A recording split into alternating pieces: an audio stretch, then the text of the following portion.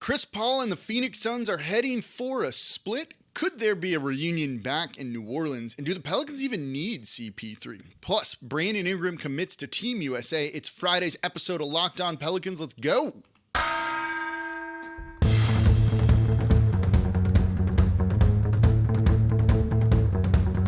You are Locked On Pelicans, your daily New Orleans Pelicans podcast. Part of the Locked On Podcast Network, your team every day.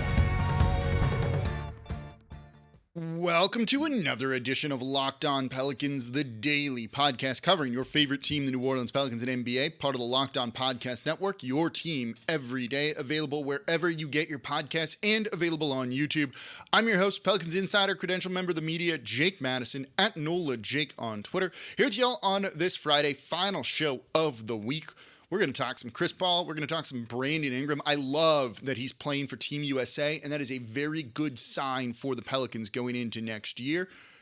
And of course, thank you for making Locked On Pelicans your first listen today and every day. We're here Monday through Friday, completely free, breaking down all of the biggest topics, even when they're bad ones, about this Pelicans team. Subscribe wherever you get your podcasts and on YouTube. And if you want to support the channel, become an everydayer. Listen Monday through Friday and comment down below on YouTube. Today's episode of Locked On Pelicans is brought to you by Birddogs. Go to birddogs.com/LockedOnNBA. When you enter promo code LockedOnNBA, they'll throw in a free custom Birddog style Yeti tumbler with every order. So let's get right on into it. The Phoenix Suns and Chris Paul are headed towards a divorce, a split. Some big changes coming to that Phoenix Suns team in the wake of losing to the Denver Nuggets, firing Monty Williams, a new owner coming in and really wanting to shake things up, kind of put his fingerprint on the team, however you want to look at it. And it means Chris Paul, who's been there for 2-3 years now, I'm forgetting the number. This was his third season in Phoenix.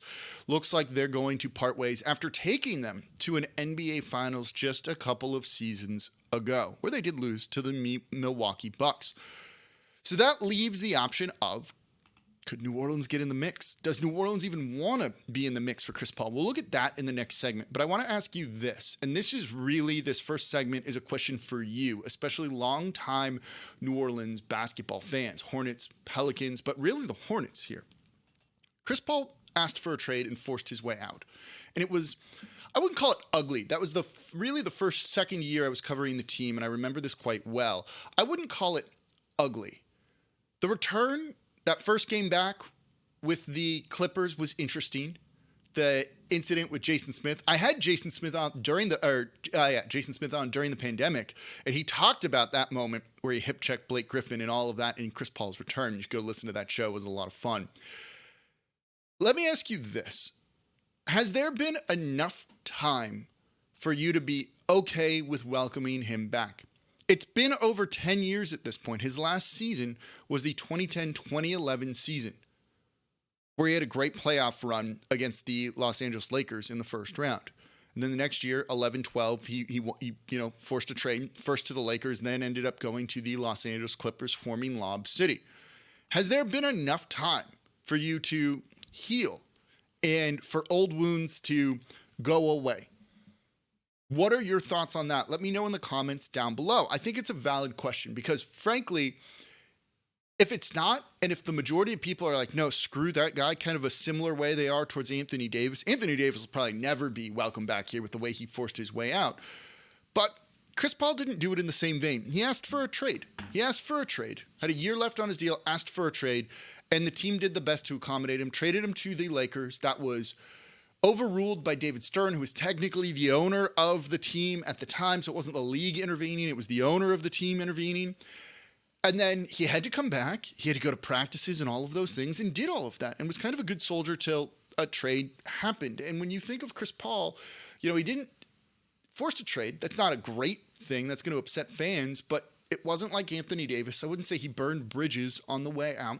And recently, he's been on a number of podcasts and other places kind of talking about how he views the city of New Orleans. And he doesn't have any bad blood towards the team or the city. And when he talked about requesting that trade, and this was unbelievably interesting over on the Pivot podcast. He says, quote, what a lot of people don't know, they was coming to practice and telling us that the team's leaving. They was telling us that the team was moving to Kansas City. They told us the team was moving to somewhere in California. Me and David West have been there. And when I left, I wasn't like I'm leaving New Orleans because I want to be out of there. The team was saying they were moving and going to do this and going in all these other directions. So that's why me and D West was like, okay, it's time for us to move on, end quote. I get it. You know, if you're uncertain about the future and the NBA owned the team, there was no local owner or even individual owner of the team at the time, who knows what that's going to be? And that was a rough time in franchise history. The team was also run as cheaply as possible during that time. They practiced over at the Alario Center on the West Bank, over by Bayou Signet. And man, that facility is not where an NBA team should be spending any period of time at all. And there were times they would have to practice in high school gyms or anywhere because the circus would be at the Alario Center using their dressing rooms, and the NBA team in the city couldn't use that facility. This was pre-building the practice facility over on Airline next to the Saints. That's how awful things were at times. To say this was, a poverty franchise, right? It definitely was during the end of George Shin's time in New Orleans. So I don't fault Chris Paul actually for really wanting out when those are the things. And when you look at still some of the work that he's done here, his charities still operate here. He seems to really love the city of New Orleans a lot. And he spoke about how he has a lot of love for the city. It seems like in his mind, one, is he setting the groundwork for a return to New Orleans, and could something already be in the works? More on that next. Showing that he's like, I still love y'all. It's okay. If I come back, don't be upset. If people were too upset, this would be a terrible PR move, one that I don't know if the Pelicans want to wade into. But personally, I think, I have no problem with Chris Paul returning. Just on the surface of, if that's the question and we're not looking at stats, availability, cost, assets, all of that stuff, role, Chris Paul in New Orleans back on the team, love it. I don't know if that's what he wants right now. I think he's open to it, but I think he definitely wants a ring. If his end of his career is more about winning a title, there's going to be other options for him that are probably ahead of the Pelicans, the Clippers, the Lakers, maybe the Milwaukee Bucks, even maybe the Miami Heat, depending on what happens with them, in the next couple of games. If he's more about like closing the loop and a reunion and like, I don't know, closing the loop's maybe the way to do it, right? Or kind of reconciliation at the end of his career in New Orleans, well, yeah, it's not going to get any better than that. And it depends to him really on what he values the most at this point in time. But let me know what you think. He's been showing the city a lot of love, has been. Yeah, it was a little messy when he left, but has enough time gone by to heal those kind of wounds? I'm curious. I'm genuinely curious what you think. Let me know in the comments down below on YouTube and on Twitter at NolaJake. But here's the other question. Even if Chris Paul wants to come back to New Orleans or is open to coming back to New Orleans, do they want him? Do the Pelicans need CP3 on this roster? Let's answer that question coming up here next in today's episode of Locked On Pelicans. Before we get to that, though, today's episode of Locked On Pelicans is brought to you by Birddogs. I love these shorts and pants so much. And the Birddogs stretch khaki short designed to fit slimmer through the thigh and give your legs a sculpted look. I throw a pair of these on, and they got that lining in there, which I actually really like. You just throw on these shorts, and you're just good to go. I can go to the driving range. I can go to podcast meetings. I can go meet friends out at happy hour with the same pair of shorts on, and it works for all occasions. So I look great throughout the day, and they just fit way better than regular shorts that are made of kind of stiff, restricting cotton. These are a flex fabric, cloud knit fabric that looks just like khaki, but stretches to give you a slimmer look without sacrificing that movement. They feel good. They're breathable. I love these. So go to birddogs.com/LockedOnNBA and enter promo code LockedOnNBA for a free Yeti-style tumbler with your order. That's birddogs.com/LockedOnNBA for a free Yeti-style tumbler. You won't want to take your bird dogs off. I promise you, I wear them all the time.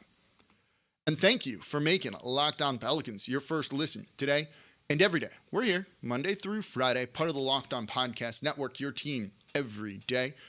everydayers. We've covered a lot this week. We got a lot more draft coverage to get into as well. And if you want to be part of the channel, we're going to do the Locked On Community Mock Draft. A lot of y'all have been DMing me. Spots are filling up. We might have one or two more. So DM me. We'll try and get everyone in that we can.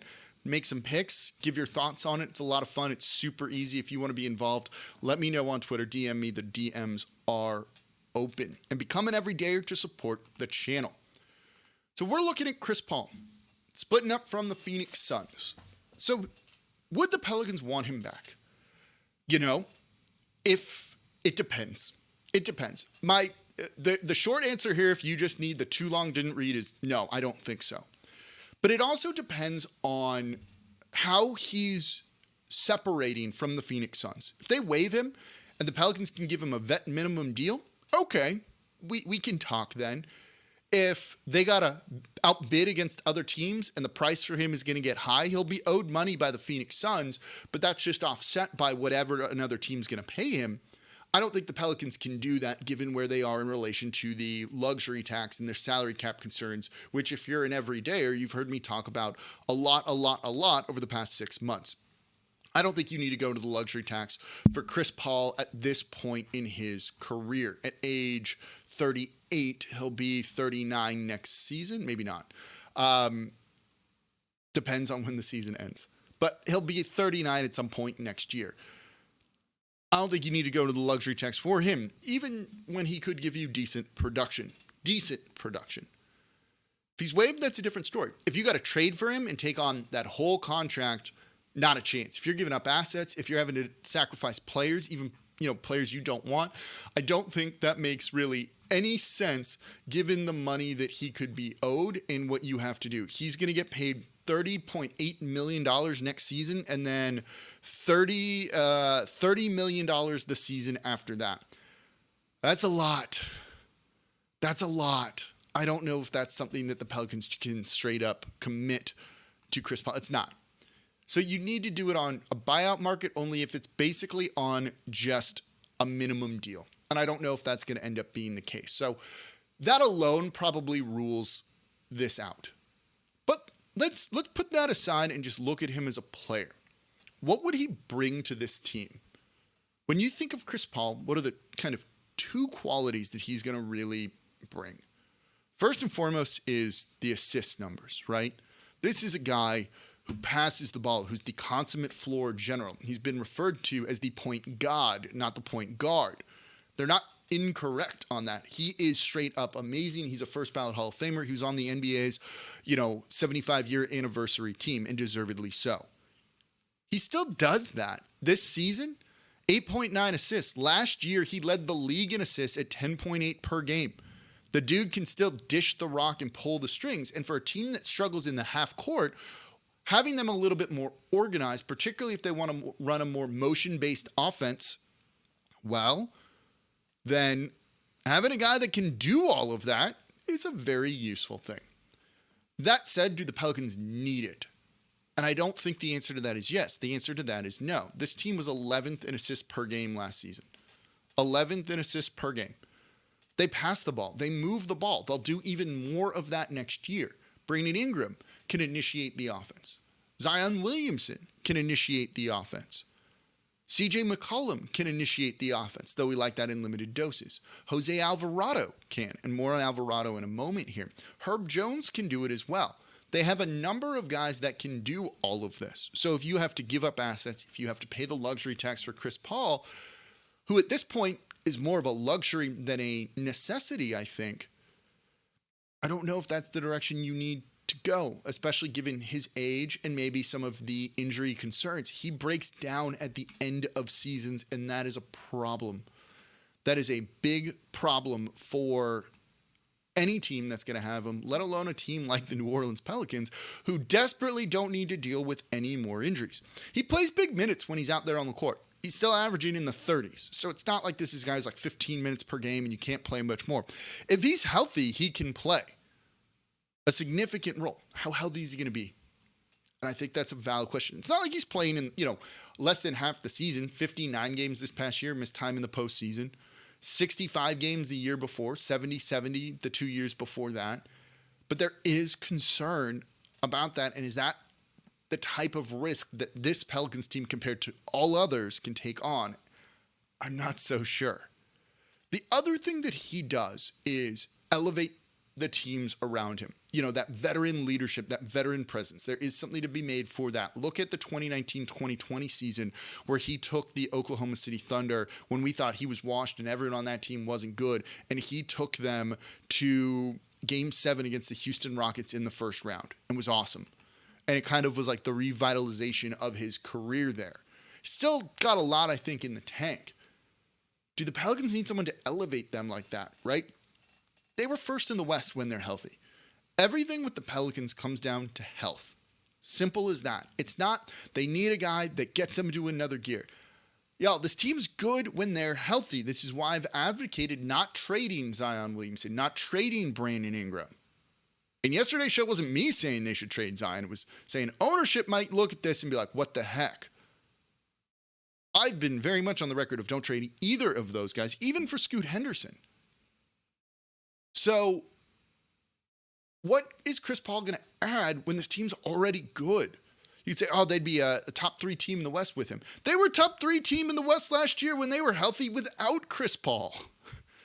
Do you need to push into the luxury tax and deal with everything that comes with that, which could necessitate breaking down the team that's sooner rather than later? I don't think you need to do that for Chris Paul at this point. He's not going to give you scoring, 13.9 points per game. You can get that from other people.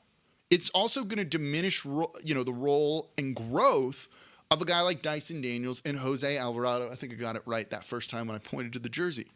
And just, if you bring him in, do you have to trade Jose Alvarado? You remember the playoff series 2 years ago now? Wasn't like there was, those two were digging each other and were friends. And is there some bad blood between those two players? There might be. And that's okay. Yeah, it can also be professional and, get the heck over it. But tell me what Chris Paul is truly going to bring to this team that they need, that they desperately need. When we're looking at the draft and looking at players, and, if you're an everydayer, you hear me talking about guards all the time and kind of what they need. And I'm looking more at combo guards that can handle the ball a little bit, but also score. That's not Chris Paul. Do they need a true point guard when you have all of these other half to three-quarter ball handlers on the roster? And I don't think they do. So when you look at asset management, roster spot management, which is an asset in and of itself, I just don't see the need for Chris Paul. And honestly, for the Pelicans, him turning down the $100 million offer they tried to sign him to might be a blessing in disguise when he turned them down a couple of years ago. Same for Kyle Lowry. Ended up not really being what they needed as they kind of uncovered Point Zion and all of those things. So let me know what you think. Do they need Chris Paul? Have you healed enough for the way he wanted out of New Orleans? I'm very curious what y'all think. So let's switch gears. Coming up, Brandon Ingram on Team USA. And I love this so much. And this allays a lot of concerns I've had about Brandon Ingram recently. And I'll explain why coming up here next in today's episode of Locked On Pelicans. Before we get to that, today's episode of Locked On Pelicans is brought to you by FanDuel. Make a fast break to FanDuel during the NBA Finals because right now new customers can get a no-sweat first bet up to $2,500, $2,500. That's $2,500 back in bonus bets if your first bet doesn't win. I love that their app is super easy to use. I log on, I can see popular parlays, I can easily make a same game parlay. You want to take Nikola Jokic to have a triple-double twice now in 3 games in the NBA Finals? You can do that. Jamal Murray to have over 25.5 points, they've got you covered. Win some money over at FanDuel. They've got great promotions every day and you get paid instantly. So there's no better place to bet all the playoff action than America's #1 sportsbook. Visit FanDuel.com/lockedon and get a no-sweat first bet up to $2,500. That's FanDuel.com/lockedon. FanDuel, official sports betting partner of the NBA and the official sports betting partner of Locked On. And thank you for making Locked On Pelicans your first listen today and every day. We're here Monday through Friday, deep in draft season, giving you draft coverage you want, everything you want to know about this team, looking at Chris Paul now that that's big news out there as well. And if you want more draft talk, because we haven't done that these past 2 days, go check out Locked On NBA Big Board. We got the best draft coverage you can find around in a daily podcast looking at all the prospects. They were all at the Combine. The three hosts, they have prospects on the show. Go give it a listen. Those dudes are awesome. I'm trying to get one on the show next week to look at this draft with y'all. So, support Locked On Pelicans by becoming an everyday. We got more draft coverage coming to you next week, as well as everything with the team. So we're going to wrap up today's show talking about Brandon Ingram. And he is committed to Team USA playing in the FIBA World Cup. I love this. I love this so much. He's going to be one of 12 players on the team. And given some of the names out there, you could argue that he's maybe the most talented, the best player on it. This makes me feel good for a number of reasons, other than like, go America, right? We don't need to get into that here. What I love about this is there have been some concerns about Brandon Ingram this year. And if you're an everydayer, you've heard me express these throughout the season. You know, he's brought more people to New Orleans this year, and he seems to really be listening to them. And as that injury with the toe came up, you know, he seemed to be listening more to his people than the Pelicans, and that's fine. I don't really have a problem with that on the surface. But there was some question of like, why aren't you playing? And maybe it was he just didn't feel right. Maybe it was also other people being like, you gotta wait till you're 100%. And it does make you wonder a little bit about his commitment. And that's okay. It's fine to wonder. It can also be allayed by how he plays. So, given that there's some concerns about like his commitment, when this is a guy that we previously have kind of assumed just is a basketball junkie, loves to hoop, loves ball, loves everything, right? Just kind of quiet, focuses on that in himself. You know, to have those concerns come up isn't a great feeling. But this kind of shows, again, this dude loves basketball and loves playing basketball. Instead of spending, you know, the off season on vacations and in Cancun, at the beach, and all of those things. Nope, he's going to commit to being in shape, to competing at a high level and being sharp. And that means that's going to carry over, hopefully, into the Pelican season. Hopefully he's not going to be too tired or, you know, anything like that, exhausted, given his age. He shouldn't be. This is just going to make him come into the season with a little bit of an edge compared to everyone else, a step or two ahead. And I love that because this is a guy that we look to be one of the leaders on this Pelicans team. Even if Zion Williamson is the best player, you can argue that Brandon Ingram is the leader right now with it. And this kind of reaffirms that, I think. So to see him not want to have an easy offseason and chill and have fun and do all that stuff, and instead hoop and play basketball and compete and try and be the best version of himself.